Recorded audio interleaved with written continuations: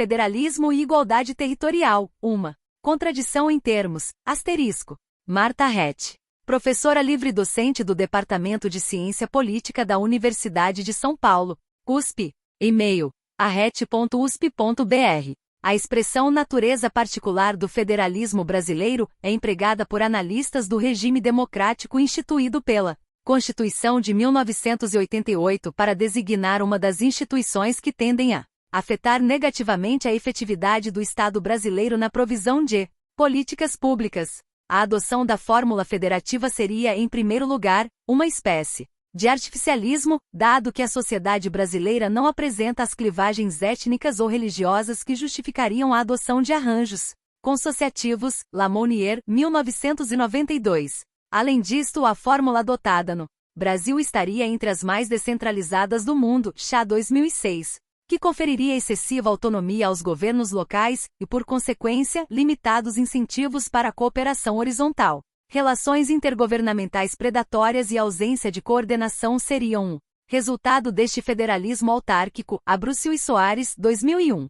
Dado o poder de veto dos interesses locais nas arenas decisórias federais, negociações distributivas seriam uma das moedas de troca da política brasileira, dado que o pork-barrel, via emendas ao orçamento, seria um dos instrumentos centrais empregados pelos presidentes para obter a cooperação dos parlamentares, Pereira e Miller, 2002. Por fim, se, de um lado, o federalismo contribui para a fragilidade dos partidos, de outro, esta mesma fragilidade explicaria as débeis relações entre as políticas executadas pelos governos subnacionais e a filiação partidária de seus governantes, Ribeiro, 2005, Sakurai, 2009. Em conjunto, as instituições federativas, tal como desenhadas pelos Constituintes de 1988, comprometeriam a eficiência e efetividade do Estado brasileiro. Entre outros fatores, este arranjo institucional tornaria extremamente custoso se não impossível que este garanta os direitos de cidadania, de acordo com a Proposição de Marshall, 1967, segundo a qual o status de cidadão operaria como um instrumento de garantia de igualdade em contraposição ao princípio de desigualdade próprio à inserção na sociedade de mercado. Este artigo sustenta que estas interpretações chamam a atenção para traços presentes do Estado e do sistema político brasileiros. Entretanto, superdimensionam sua relevância pois ignoram duas dimensões centrais: o papel das desigualdades regionais na escolha da fórmula federativa adotada no Brasil, bem como a importância das relações entre a União e os governos subnacionais sobre seu funcionamento. A interpretação de que os governos subnacionais têm excessiva autonomia está baseada na evidência empírica de que a parcela dos governos subnacionais na arrecadação e gasto público consolidado no Brasil é bastante elevada quando comparada a outras federações. Adicionalmente, a interpretação se baseia na extensão das competências subnacionais na execução de políticas públicas, bem como no status dos municípios na federação, características que são de fato peculiares ao arranjo institucional brasileiro. A inferência de que a vida política brasileira é dominada por negociações particularistas, leia-se transferências negociadas, está, por sua vez, baseada em proposições relativas ao impacto das regras eleitorais sobre o comportamento dos parlamentares. Em suma, a autonomia dos governos subnacionais e regras eleitorais produziriam incentivos perversos sobre os cálculos de governantes locais e parlamentares. Seus resultados comprometeriam a capacidade de integração territorial e social do Estado brasileiro, função central dos Estados modernos. Este artigo argumenta que incluir na análise as desigualdades territoriais, bem como as relações entre a União e os governos subnacionais, nos leva a uma interpretação mais precisa acerca das motivações para a adoção da fórmula federativa no Brasil e de seus resultados. A despeito da inexistência de clivagens religiosas ou étnicas, a nação brasileira é historicamente dividida entre jurisdições pobres e ricas. Se as primeiras não têm expressão política relevante, a clivagem entre unidades constituintes pobres e ricas está na origem da escolha por um desenho de Estado que permita manter a união e evitar os riscos associados à fórmula majoritária, nos termos da clássica formulação de Lijart, 1984, garantir o equilíbrio da representação das e nas jurisdições ricas e pobres foi, historicamente, um componente central do desenho das instituições políticas brasileiras. A segunda premissa analítica diz respeito às relações central-local. A Descentralização da execução de políticas é compatível com a centralização da autoridade, mesmo em estados federativos, Obinger et al. 2005. Estudos comparados revelaram que a governança local, intermediária, estadual é fortemente afetada pelas relações central-local. Sellers e Lidstrom, 2007, Hazen, 2007, assim como as prioridades políticas dos governos subnacionais podem ser largamente afetadas pela estrutura de incentivos derivada de suas relações com níveis superiores de governo, Arret, 2002. A análise adequada destas relações requer distinguir duas dimensões distintas de autoridade, a formulação e a execução de políticas públicas, como propôs Pearson, 1995, 451. Em estados federativos, a questão de quem deve fazer o quê se superpõe à questão de o que deve ser feito. Distinguir quem fórmula de quem executa permite inferir que, no caso brasileiro, embora os governos subnacionais tenham um papel importante e até mesmo pouco usual em termos comparados no gasto público e na provisão de serviços públicos, suas decisões de arrecadação tributária, alocação de gasto e execução de políticas públicas são largamente afetadas pela regulação federal. A legitimidade da regulação federal, por sua vez, tem raízes profundas na formação do Estado-nação brasileiro. O princípio de que a União deve estar dotada de instrumentos para legislar e supervisionar a ação dos governos subnacionais tem sua base de legitimidade tanto na ideia de nação, isto é, no sentimento de pertencimento a uma comunidade nacional única, quanto na desconfiança com relação às práticas das elites políticas locais. Para explorar este problema, este artigo percorre o seguinte caminho analítico. Toma como variável dependente a provisão de serviços básicos. Assume que esta é uma maneira de avaliar um dos resultados esperados dos mecanismos postos em operação pelo federalismo brasileiro, isto é, se as instituições federativas são relevantes para as políticas públicas. Stepan, 1999, 239. Um caminho para avaliar este impacto é medir a oferta de serviços públicos. No caso brasileiro, este caminho analítico autoriza tomar os municípios brasileiros como unidade de análise. Seguindo tendência internacional Bunting em 2006, as políticas de garantia de renda permaneceram sob responsabilidade da União, previdência, compensação ao desemprego e programas assistenciais, ao passo que as políticas de prestação de serviços passaram a ser executadas pelos governos territoriais. Entretanto, diferente de outras federações, no Brasil os serviços básicos de saúde, educação, infraestrutura urbana, habitação, saneamento e coleta de lixo são executados pelos governos municipais. O segundo passo da análise consiste em identificar os efeitos das relações central-local sobre a desigualdade na oferta de serviços municipais. Em primeiro lugar, assumindo que os municípios são desiguais, é possível avaliar o papel redistributivo dos níveis superiores de governo antes e depois do tratamento produzido pela regulação federal das receitas subnacionais.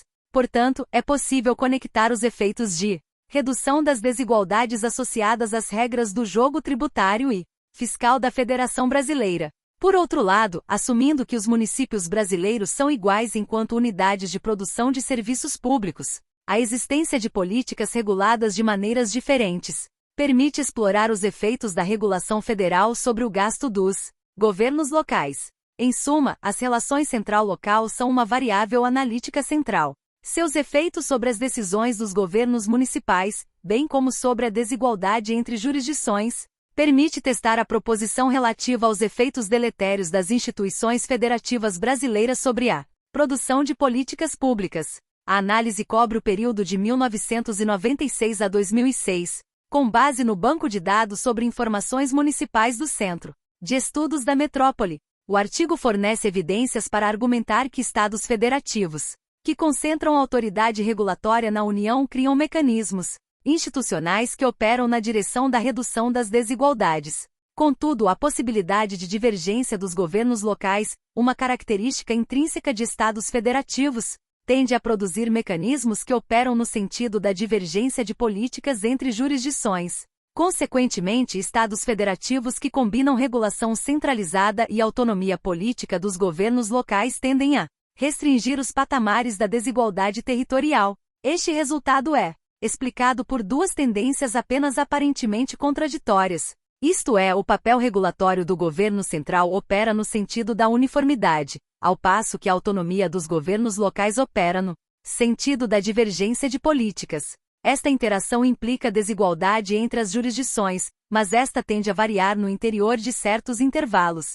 Nestes contextos, a desigualdade territorial tende a ser limitada. Este artigo está organizado em 4 seções, além desta introdução e das conclusões. A primeira seção sumariza os argumentos das principais teorias institucionais sobre as relações entre federalismo e desigualdade entre jurisdições. A segunda explora as origens da centralização da autoridade política no federalismo brasileiro, destacando aspectos centrais do processo de construção do Estado-nação. A terceira seção descreve as regras e políticas da regulação federal sobre as receitas dos governos municipais e examina seu impacto redistributivo. A quarta seção examina a regulação federal dos gastos dos governos locais, bem como seus efeitos sobre a desigualdade territorial. Expectativas das teorias existentes.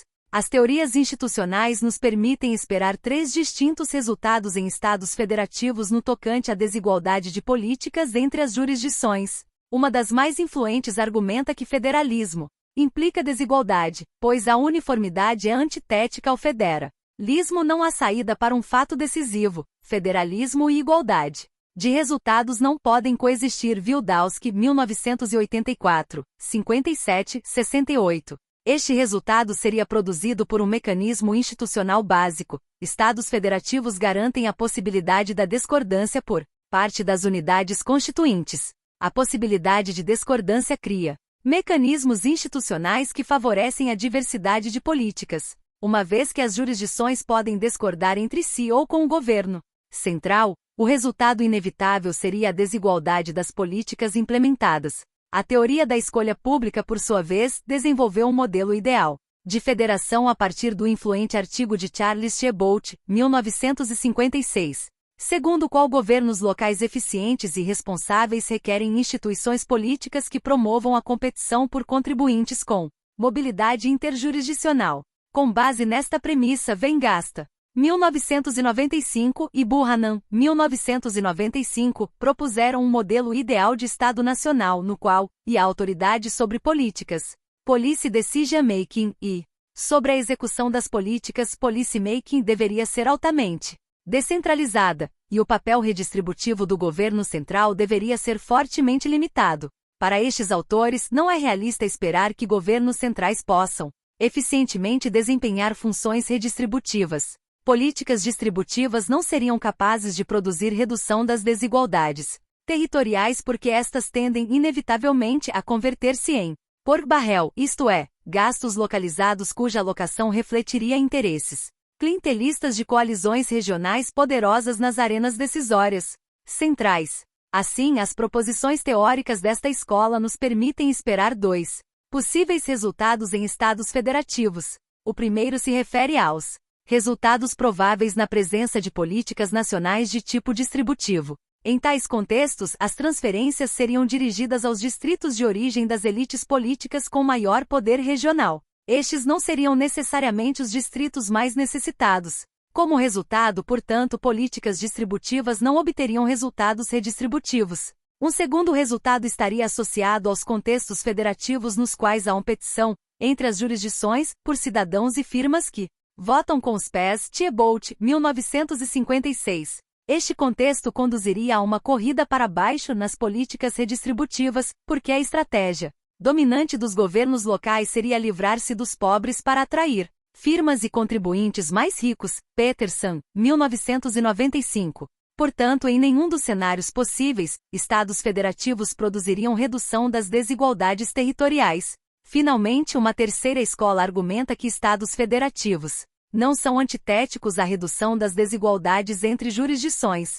Diferentemente, estes podem criar instituições que reduzam eficientemente estas desigualdades, sendo a Alemanha o caso mais estudado. Este resultado, contudo, requer centralização da autoridade política. O argumento sustenta que redistribuição territorial significativa somente pode ser alcançada pelo nível nacional. Obinger, Leifried e Kessels, 2005, 352, posto que seria a especificidade do aparato regulatório estabelecido pelo nível central e a extensão da redistribuição interregional de recursos que estabelece os fundamentos estruturais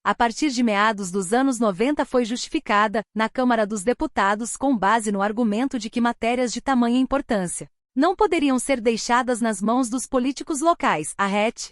2007-2009. Portanto, longe de uma visão tiaboltiana, a noção de que a intervenção federal na política local pode ser uma maneira eficiente de proteger os cidadãos contra elites políticas atrasadas e corruptas tem raízes profundas na história brasileira. Nos dias atuais, esta visão é partilhada pelas elites progressistas, mesmo aquelas favoráveis à descentralização da execução de políticas públicas. Almeida 2005. Entretanto, regras nacionais homogêneas não significam necessariamente resultados igualitários. Diferentes fatores explicam as desigualdades social e regional no Brasil. Em primeiro lugar, o crescimento econômico foi concentrado nas regiões Sul e Sudeste. Esta se reflete em grande variação na capacidade de arrecadação própria dos governos subnacionais, ainda que o reconhecimento deste fato esteja na origem de políticas fiscais redistributivas. Estas historicamente produziram limitada compensação para desigualdades territoriais de capacidade de extração de recursos tributários. No plano social, desde sua origem nos anos 30, as políticas sociais nacionais estiveram inspiradas nos valores normativos do modelo conservador, Dribe, 1989, de acordo com a tipologia de Spinander. Em 1990, isto é, visaram fundamentalmente a produzir status diferenciados entre categorias de cidadãos. Os direitos de cidadania foram desigualmente atribuídos de acordo com a inserção no mercado formal de trabalho, assim como os benefícios sociais estavam vinculados às contribuições e aos rendimentos dos trabalhadores. Em um contexto de elevados desemprego e desigualdade de renda, estas regras de titularidade reforçaram a exclusão e a segregação, em vez de reduzir desigualdades socioeconômicas. Assim, o processo de construção do Estado-nação no Brasil deu uma resposta centralizadora aos desafios da penetração e da integração territoriais, da construção econômica e da participação política e social. Almon e Powell, 1978. Elevadas taxas de crescimento econômico foram acompanhadas de elevada desigualdade na distribuição espacial e social da riqueza, que se concentrou no Sul e Sudeste. Além disto, o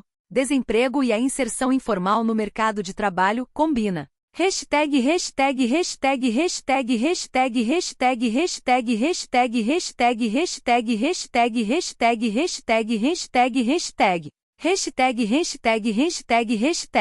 das a um modelo bismarckiano de direitos sociais implicaram amplas parcelas de cidadãos desprovidos de proteção social. Por fim, no plano da participação, a resposta do Estado desenvolvimentista significou substituir direitos sociais por direitos políticos e civis, bem como dividir os cidadãos de acordo com princípios corporativos. Santos, 1979. Carvalho, 2001. As políticas atuais de redução das desigualdades territoriais são o resultado da combinação desta trajetória centralizadora com reformas fiscais e políticas aprovadas no período democrático recente, desde a Constituição de 1988 até nossos dias. Os traços bismarckianos das políticas sociais da era Vargas e do regime militar foram compensados por políticas desmercadorizantes. 5. A universalização da saúde e da educação, bem como o componente não contributivo da Previdência Social. Na mesma direção, a regulamentação e supervisão federais sobre as políticas dos governos subnacionais foi expandida a partir dos anos 1990, comprometendo estes últimos a dar prioridade aos gastos com educação e saúde, bem como com a disciplina fiscal, entre outras medidas. Em outras palavras, uma sólida tradição de regulação federal foi, mais uma vez, empregada para implementar políticas de compensação das desigualdades sociais e territoriais. Em suma, além de um sentimento comum de pertencimento a uma única comunidade nacional, conceito de nação, a desconfiança na disposição das elites locais para implementar e respeitar os direitos dos cidadãos pode ser uma poderosa fonte de centralização da autoridade política mesmo em estados federativos. Nestas circunstâncias mesmo, elites progressistas favoráveis à descentralização da execução de políticas públicas tendem a preferir que o governo central regule o modo como estas políticas serão implementadas, de modo a amarrar as mãos de governadores e prefeitos que se supõe possam pretender converter os recursos recebidos em políticas conservadoras, corruptas ou clientelistas. Políticas nacionais de redução de desigualdades territoriais. Como já destacado, uma adequada interpretação de politis em que a execução de políticas é descentralizada requer o emprego da distinção conceitual entre responsabilidade pela execução de políticas públicas, policymaking, e autoridade para tomar decisões sobre estas mesmas políticas, policy decision making. Isto implica evitar a inferência analítica, frequentemente empregada, de deduzir a segunda a partir de evidências empíricas sobre a primeira. Na verdade, grande parte das proposições sobre a autonomia dos governos subnacionais no Brasil é comprometida por esta indistinção conceitual. Adotar esta distinção analítica, por sua vez, permite uma interpretação bastante mais acurada da Federação Brasileira, bem como da dinâmica de implementação das políticas descentralizadas. Dados os processos históricos sumarizados na sessão anterior, a União tem grande capacidade de iniciativa. As decisões de arrecadação tributária e de gasto dos governos subnacionais, tanto de estados quanto de municípios, são significativamente limitadas pela legislação nacional. Além disto, a provisão de serviços públicos e a alocação setorial do gasto são fortemente afetadas pela legislação e supervisão federais. Como consequência, embora as unidades constituintes sejam politicamente autônomas e tenham responsabilidade na arrecadação de tributos e de execução de políticas, sua autonomia decisória não pode ser adequadamente interpretada. Se ignorarmos a extensão em que a agenda dos governos subnacionais é afetada pela regulação federal, portanto, examinar desigualdades territoriais de acesso dos cidadãos brasileiros a políticas públicas requer incluir a regulação federal na análise. Políticas nacionais de redução das desigualdades de receita. A autoridade tributária das unidades constituintes no Brasil é regida por regras federais homogêneas. Governos locais ou estaduais não estão autorizados a coletar impostos livremente, mesmo que seus cidadãos aceitassem pagá-los.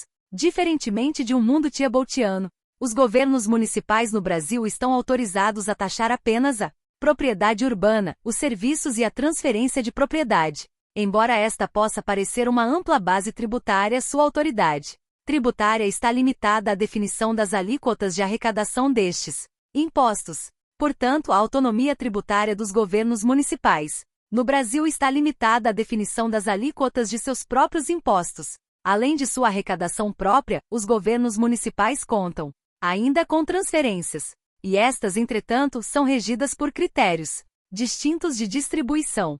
As transferências constitucionais podem ser federais ou estaduais. Das federais, a mais importante é o Fundo de Participação dos Municípios, FPM, que tem orientação redistributiva, embora sua efetividade seja bastante controversa.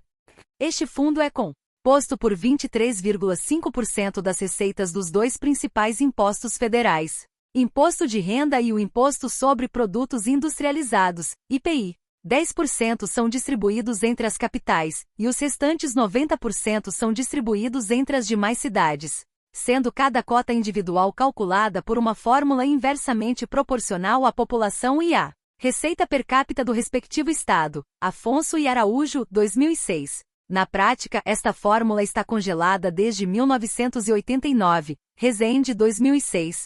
As transferências constitucionais estaduais, por sua vez, operam segundo o princípio da devolução tributária. Isto é, os estados devem distribuir para seus próprios municípios com 25% do total da arrecadação do Imposto sobre a Circulação de Mercadorias e Serviços, ICMS, bem como com 50% das receitas do Imposto sobre a Propriedade de Veículos Automotores, IPVA.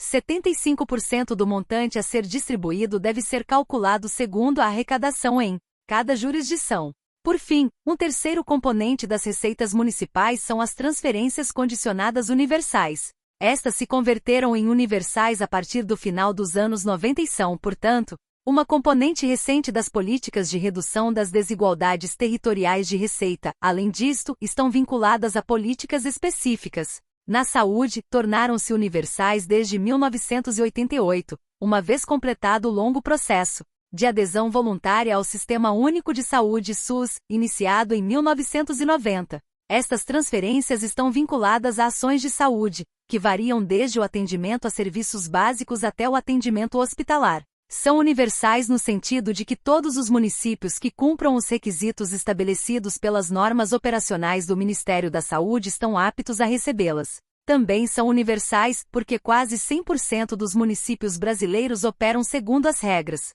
do SUS. Na política de educação, as transferências vinculadas são universais, porque todos os governos subnacionais estão obrigados, pela Constituição Federal, a depositar 20% de suas receitas de impostos e transferências federais em um fundo contábil cuja redistribuição opera no âmbito de cada estado. Para cada fundo estadual, as receitas são distribuídas de acordo com as matrículas oferecidas por cada rede de ensino. O gráfico 1 apresenta o impacto de cada uma destas fontes na receita média dos governos municipais. Se estes contassem apenas com sua arrecadação própria, sua receita média ao longo do período de 1996 a 2006 teria girado em torno de R$ 100 per capita. As transferências constitucionais federais e estaduais acrescentam um significativo montante de recursos aos cofres municipais. Cresceram ao longo do período, elevando o patamar médio das receitas municipais para cerca de R$ 800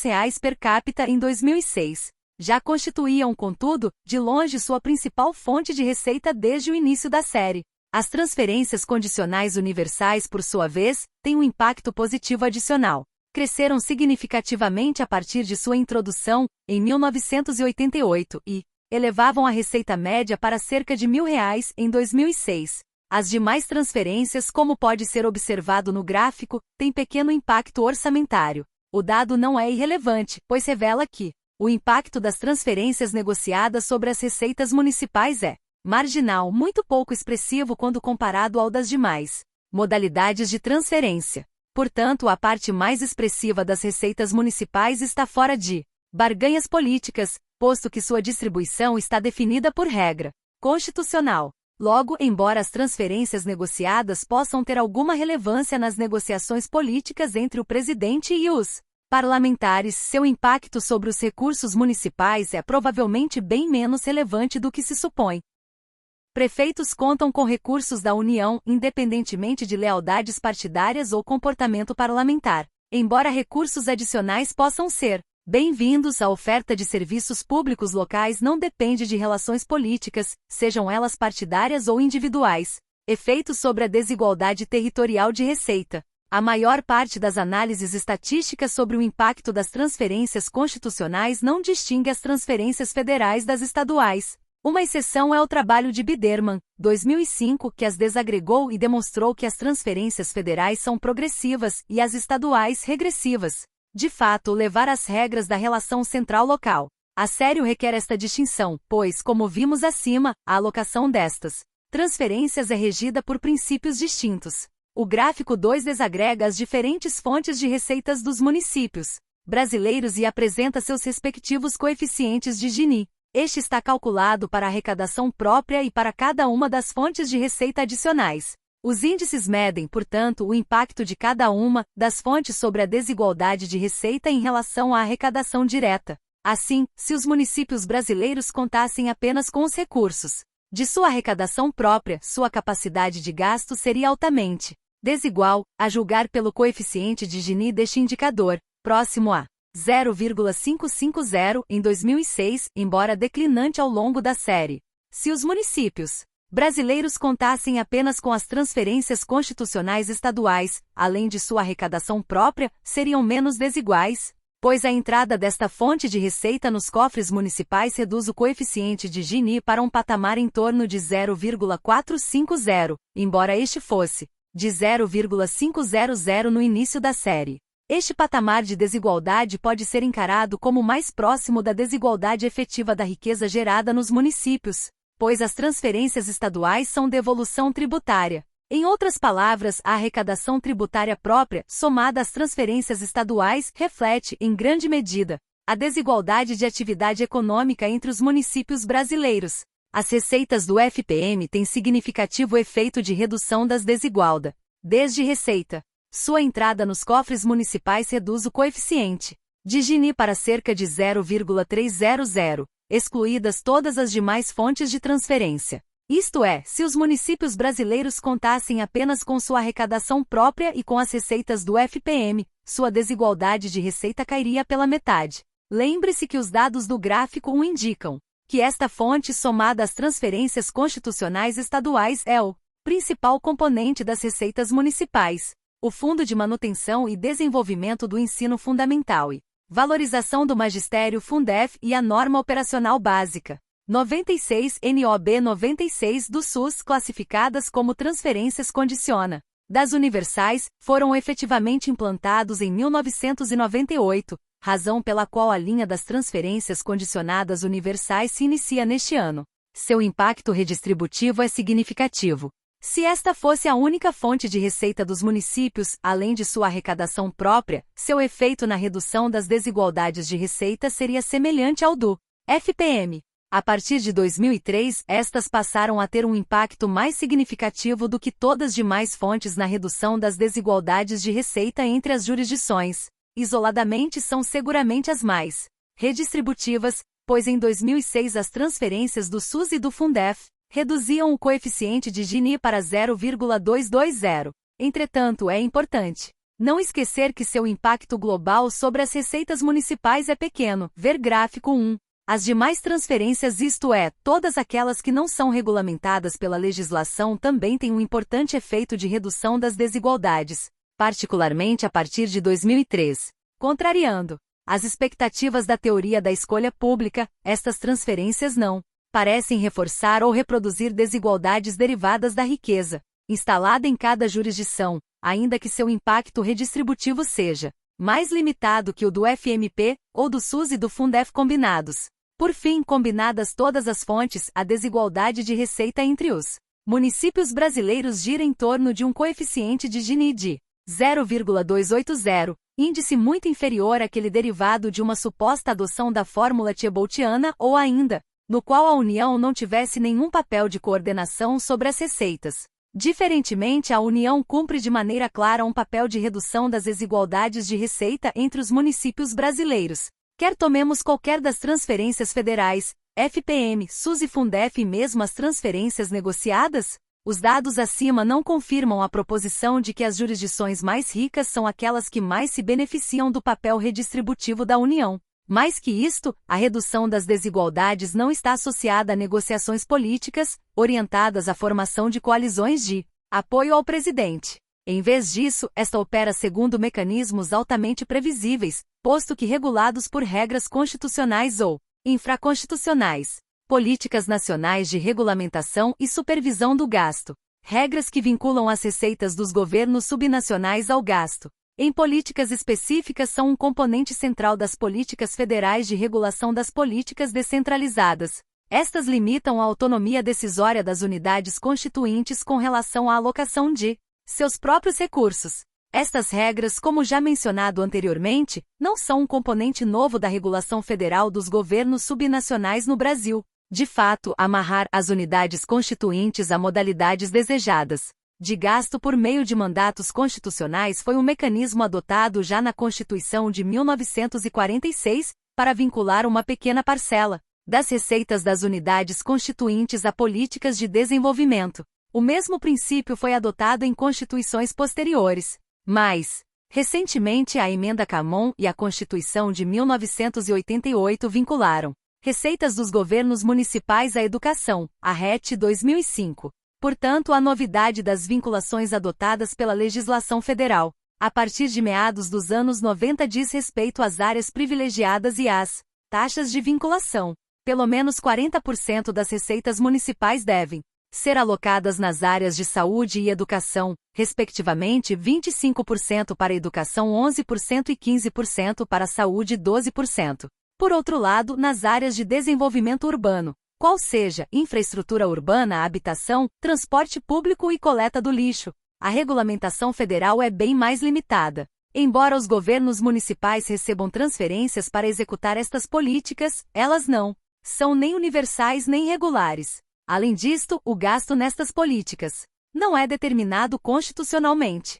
Em outras palavras, nestas políticas, os governos subnacionais têm parcela considerável de autonomia de implementação. Logo, é possível distinguir dois tipos de políticas descentralizadas. Reguladas, aquelas nas quais a legislação e a supervisão federais limitam a autonomia decisória dos governos subnacionais, estabelecendo patamares de gasto e modalidades de execução das políticas. 2. Não reguladas, aquelas nas quais a execução das políticas policy está associada à autonomia para tomar decisões, policy decision-making. Neste estudo, as políticas reguladas são aquelas de educação e saúde, ao passo que as não reguladas são as de desenvolvimento urbano mais, especificamente habitação, infraestrutura urbana e transporte público.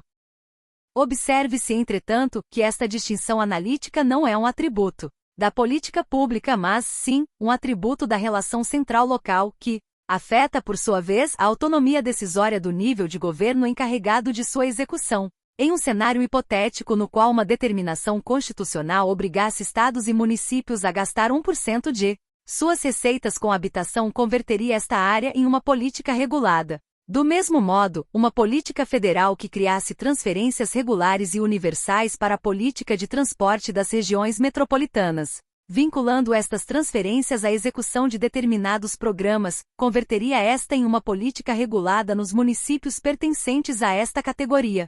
É, portanto, o emprego dos recursos institucionais da União para regular a execução descentralizada de uma dada política que a converte em uma política regulada.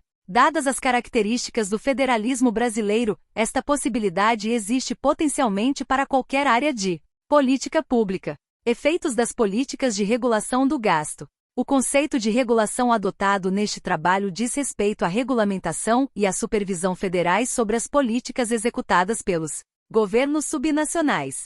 Como os municípios brasileiros são unidades iguais enquanto prestadores de serviços públicos, é possível examinar o efeito de presença, ou não, da regulação federal sobre o comportamento do gasto. Dois efeitos interconectados, porém distintos, podem ser examinados. O primeiro diz respeito à discordância entre as jurisdições e o segundo diz respeito à desigualdade territorial, a extensão em que os governos subnacionais discordam entre si ou em relação ao governo federal. Pode ser medida pela prioridade conferida a cada política setorial. Esta pode ser avaliada, portanto, pelo nível de gasto. A desigualdade de gasto, por sua vez, diz respeito à distância entre uma situação hipotética em que todas as jurisdições teriam o mesmo gasto per capita e o gasto per capita efetivo.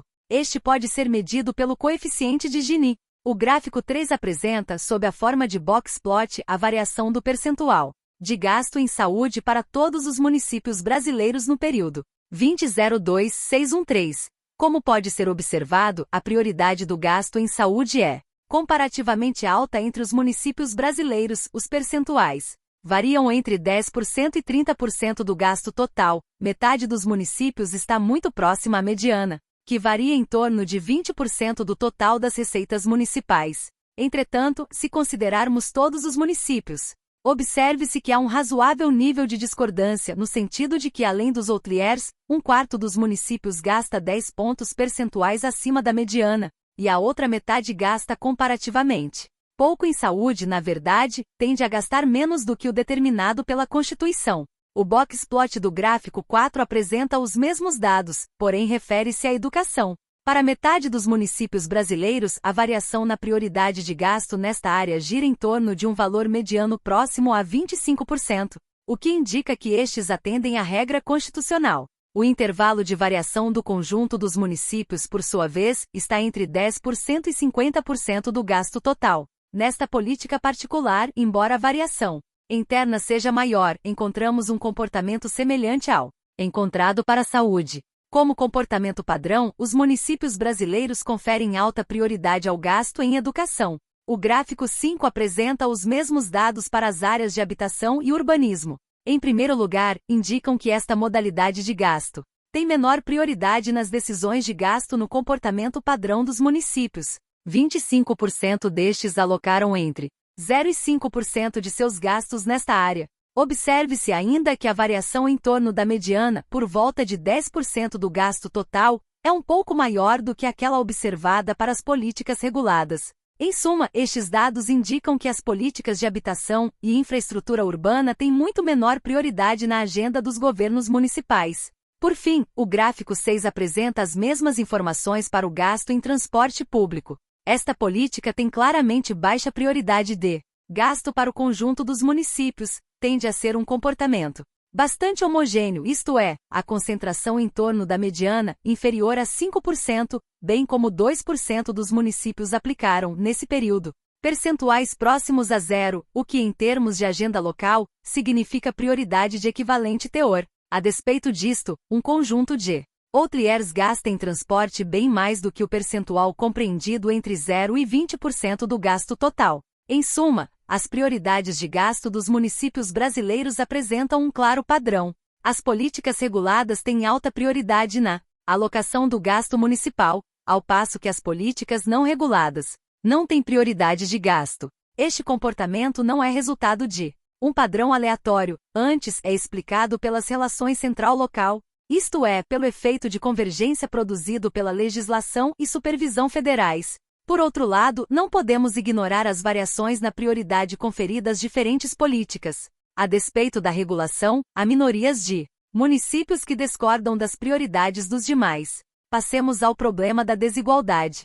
O gráfico 7 apresenta os coeficientes de Gini para o gasto municipal em cada uma das políticas examinadas, para o período de 1996 a 2006.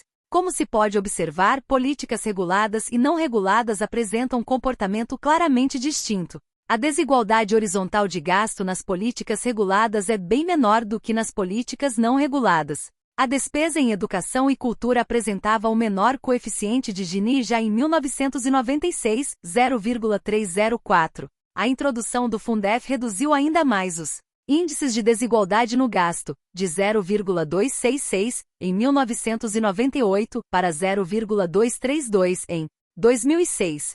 A função saúde e saneamento, por sua vez, apresentava um coeficiente de Gini bastante superior ao observado na função educação e cultura, 0,399 em 1996. A implementação da NOB 96/98 implicou redução da desigualdade deste gasto para 0,345 em 1998. Além disto, a introdução da Emenda Constitucional 29/2000 implica nova inflexão do índice de Gini, que cai para 0,293 em 2001, com trajetória decrescente da curva até o último ano da série, 0,259, em 2006.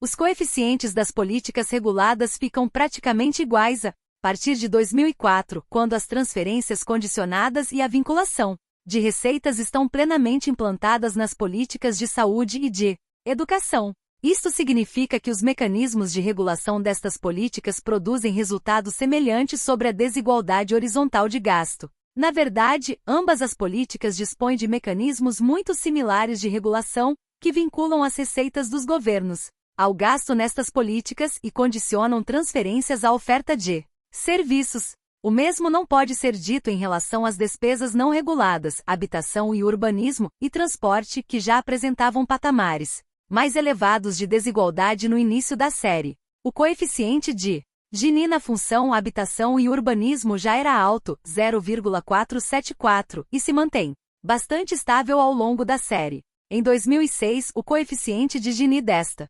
função era de 0,432. No transporte público, a desigualdade horizontal de gasto também é crescente, com o aumento do coeficiente de Gini em mais de 15%, passando de 0,572 em 1996 para 0,663 em 2006. Em suma, há um claro padrão de desigualdade de gasto entre as políticas implementadas pelos municípios brasileiros. Nas áreas de saúde e educação, políticas reguladas, a desigualdade de gasto é bem mais reduzida, ao passo que as políticas não reguladas apresentam grande disparidade nos valores de gasto per capita. Que mecanismos explicam este resultado? Observe-se que os coeficientes de Gini das políticas reguladas têm valores muito próximos ao das receitas municipais. A desigualdade de gasto nas políticas reguladas, portanto, é resultado da combinação entre o resultado redistributivo da regulação federal sobre as receitas e das regras de regulação de suas despesas que vinculam receitas a destinos de gasto. O índice é próximo porque a desigualdade de gasto também é afetada pelas transferências condicionadas universais que obedecem a critérios alocativos distintos. Portanto, a ausência da regulação federal implicaria maior desigualdade de gasto entre as jurisdições. Este resultado não é aleatório, ou sequer expressão de um comportamento caótico. Em vez disto, este é explicado pelo mecanismo de regulação empregada pela União para amarrar os governos locais nestas políticas. Consiste em vincular as receitas municipais a estas funções de gasto, supervisionando-as por intermédio dos tribunais de contas. Reduzidos patamares de desigualdade estão associados à regulação federal, que vincula as receitas municipais, cuja desigualdade, por sua vez, é reduzida pelas transferências federais e pelas transferências condicionadas universais. Em outras palavras, a combinação de regulação das receitas municipais com regulação das despesas municipais tem como efeito mais uniformidade de gasto nas políticas reguladas. Em termos teóricos, redução das desigualdades territoriais supõe que a União opere simultaneamente funções regulatórias e redistributivas. Por outro lado, os dados apresentados acima indicam que, a despeito deste efeito de convergência produzido pela regulação federal, há variações nas prioridades municipais de gasto, mesmo para as políticas reguladas. Isto significa que a autonomia dos governos locais para tomar decisões sobre suas próprias políticas opera no sentido da variação nos patamares de gasto. Em termos teóricos, a possibilidade de discordância derivada da autonomia política dos governos locais opera no sentido da desigualdade territorial. A combinação destes dois fatores, isto é, centralização da autoridade, combinada com possibilidade de discordância, implica que a regulação federal opera no sentido de produzir resultados centrípetos, ao passo que a autonomia dos governos locais opera no sentido de produzir desigualdade, tal como na conhecida analogia da queda do tijolo e a passagem do transeunte. É o efeito de combinação que melhor explica o efeito das relações central-local no federalismo brasileiro. Portanto, uma adequada interpretação do efeito da natureza particular do federalismo brasileiro supõe levar as duas dimensões em consideração. Na presença dos dois fatores, isto é, nas políticas reguladas, a desigualdade territorial está constrangida no interior de intervalos. Na ausência desta regulação, as chances de que uma política venha a ter prioridade são menores, bem como a desigualdade de gasto é maior. Conclusões.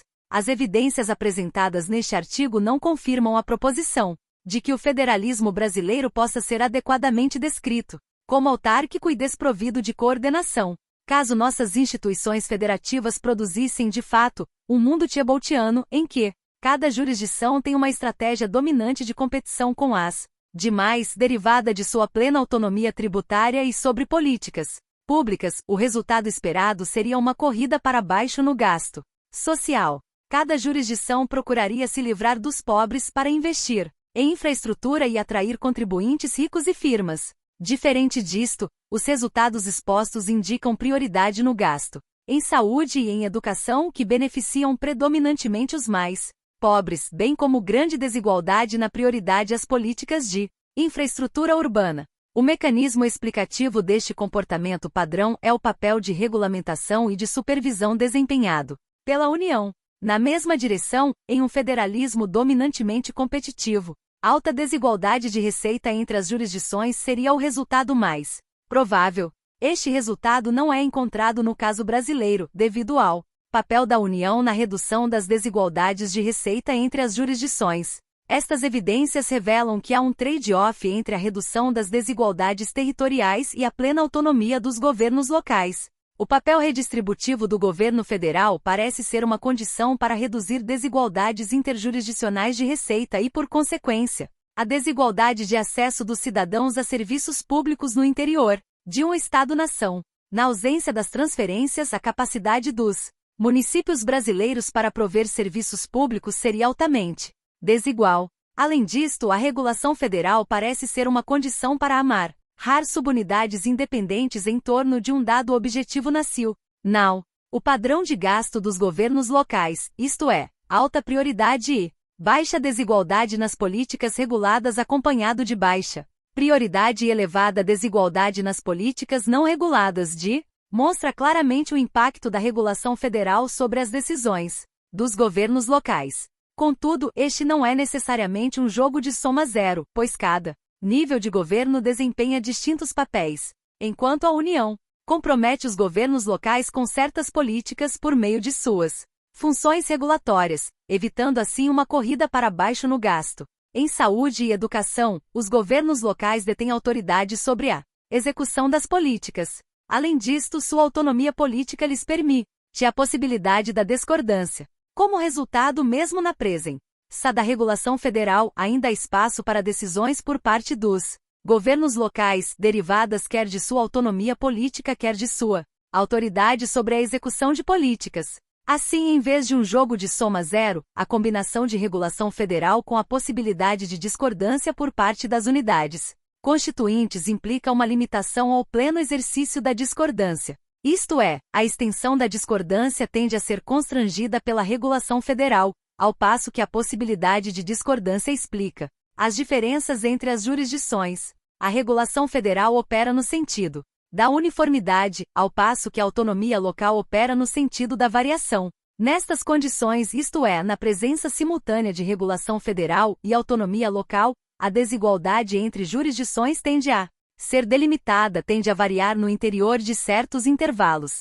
Na presença das duas condições, a desigualdade territorial tende a ser limitada. O impacto da regulação federal é uma das razões pelas quais não há relação entre o gasto dos governos subnacionais e a filiação partidária de seus respectivos governantes no Brasil, menos do que expressão da fragilidade programática dos partidos brasileiros. Este resultado é expressão do fato de que a decisão sobre patamares de gasto é largamente afetada por fatores exógenos ao município, independentemente de suas preferências ideológicas e mesmo das preferências ideológicas do eleitorado local. Prefeitos estão constrangidos a empregar suas receitas de acordo com normas previstas pela legislação federal. Dado que os orçamentos são fixos, os efeitos desta regulação afetam não apenas os patamares de gasto nas políticas reguladas, mas também os recursos disponíveis para as políticas não reguladas. Na verdade, a ausência de relação entre patamares de gasto e preferências partidárias locais é o resultado esperado da regulação federal. Se coalizões políticas favoráveis ao gasto em saúde e em educação, que beneficiam os mais pobres, fossem dominantes em todas as jurisdições brasileiras, não haveria razão para que a legislação federal obrigasse os prefeitos municipais a alocarem suas receitas nestas políticas. É justamente a crença de que este gasto não tenderia a ter prioridade que está na origem deste tipo de legislação.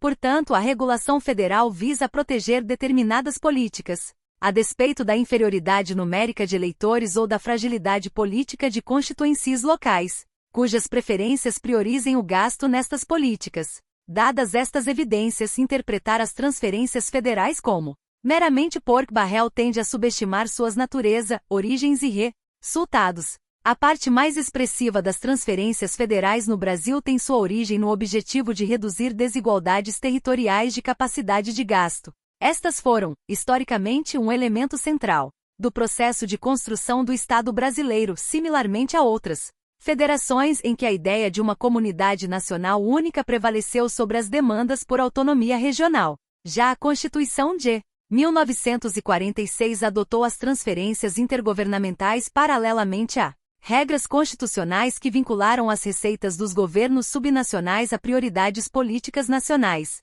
Longe de permitir a livre alocação local de receitas arrecadadas em outras jurisdições, a lógica subjacente a este arranjo teve o objetivo oposto, qual seja, limitar a margem de manobra dos governos locais para gastar seus próprios recursos de acordo com suas próprias prioridades. No arranjo atual, as transferências constitucionais, adotadas em 1988, foram combinadas à limitação da autoridade dos governos locais a partir de meados dos anos 1990, de modo a garantir que as receitas locais sejam efetivamente destinadas a realizar objetivos políticos estabelecidos pelas arenas decisórias federais. Portanto, as políticas reguladas têm natureza distinta do pork-barrel, pois visam a reduzir a plena autonomia alocativa dos governantes subnacionais, pois estão assentadas sobre a crença de que os governantes locais provavelmente não destinarão suas receitas a programas sociais caso tenham autonomia decisória para alocar livremente suas receitas.